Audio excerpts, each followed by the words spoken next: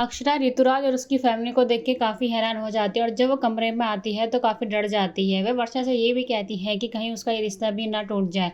अगर ऋतुराज और उसकी फैमिली ने नैतिक जी को सब बता दिया तो नैतिक जी को तो बिल्कुल नहीं पसंद नहीं है सब चीज़ें कि मैं किसी और लड़के से ज़्यादा मिलूँ या बात करूँ। अगर उन्हें पता चला कि हम रिजॉर्ट में मिलने गए थे तो वो काफ़ी नाराज़ हो जाएंगे। हो सकता है ये रिश्ता भी टूट जाए, मेरी सगाई होने के बाद मेरा रिश्ता टूट जाएगा।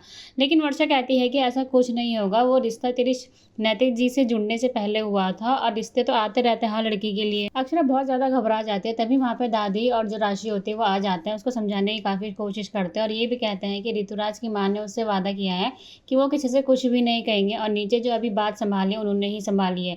उसके बाद वो अक्षरा से कहते हैं कि चल नीचे चल, अभी मामा भात की रस्म शुरू होने वाली है। लेकिन अक्षरा मना कर देती है। अक्षरा कहती है कि जब जब तक वो लोग वहाँ पे हैं मैं नीचे नहीं आऊँगी। अक्षरा को दादी और जो उसकी माँ होती है वो काफ़ी मनाने के बाद जाके अक्षरा मानती है और तैयार हो जाती है नीचे आने के लिए। वहीं दूसरी तरफ नीचे जो होती है मामा भात की रस्म शुरू होने वाली होती है।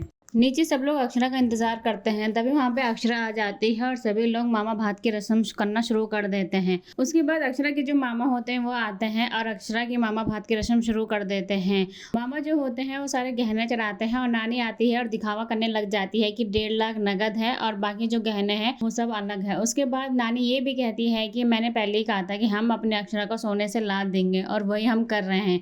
एक एक जो चीज़ है वो एकदम खरा सोना है। उसके बाद गायत्री बात को पलटने के लिए कहती है कि लाइए माँ जी जरा दिखाइए कैसे हैं।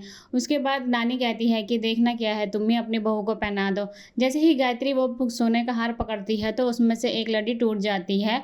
उसके बाद गायत्री कहती है कि वही इसे सही करा देगी।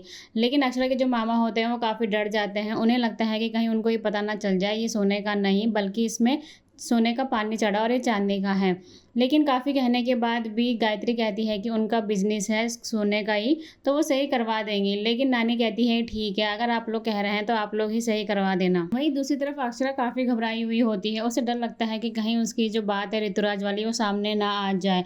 लेकिन राशि उसको समझाती और कहती है कि ऐसा कुछ भी नहीं होगा, उसने कहा है कि ऐसा कुछ नहीं होगा।